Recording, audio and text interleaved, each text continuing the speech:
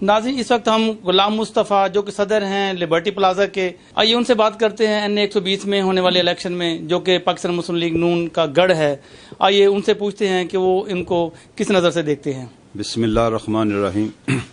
میرا نام غلام مصطفیٰ جی، میں پریزیڈنٹ ہوں لبرٹی پلازا، بابر پلازا، مکہ ٹاور، زرینہ مال، 79 مال۔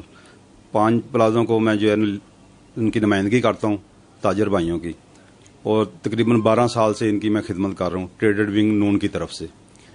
اور میں اس وقت حلقہ 120 کی طرف سے اس کے حوالے سے میں بات کروں گا۔ انشاءاللہ یہ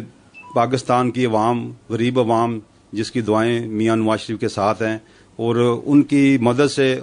اور ان کی دعاؤں سے انشاءاللہ ہم نے ہر بار جیتا ہے، اور ہمیشہ انہوں نے زیاستی کیا، میاں صاحب کو نکالا ہے اور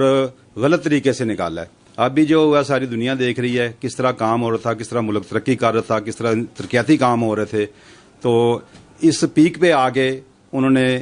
یہ ایک سازش کے تحت، ہم سمجھتے، ساری قوم سمجھتی ہے، یہی نہیں کہ میں اپنی بات کر رہا ہوں، ہمارے سارے تاجر، پاکستان کے سارے تاجر، سارے عوام، سارے مزدور، سب ہر طبقہ، غریب طبقہ، سب سمجھتے ہیں کہ میاں صاحب کے ساتھ زیاستی ہوئی ہے۔ لیکن کوئی بات نہیں، ہم عوامی لوگ ہیں، سیاسی لوگ ہیں، ہم ان چیزوں سے نہیں گھبراتے، یہ چیزیں چلتی رہتی ہیں۔ انشاءاللہ ہم دوبارہ اس سے زیادہ طاقت سے آئیں گے، اور عوام کی طاقت سے آئیں گے، غریبوں کی طاقت سے آئیں گے، ووٹ کے ذریعے آئیں گے، اور اب فیصلے جو ہے عوام میں ہوں گے انشاءاللہ، اور آگے سے بڑی اکثریت سے ہم میاں شہباز شریف اب وزیر اعظم بنیں گے۔ اور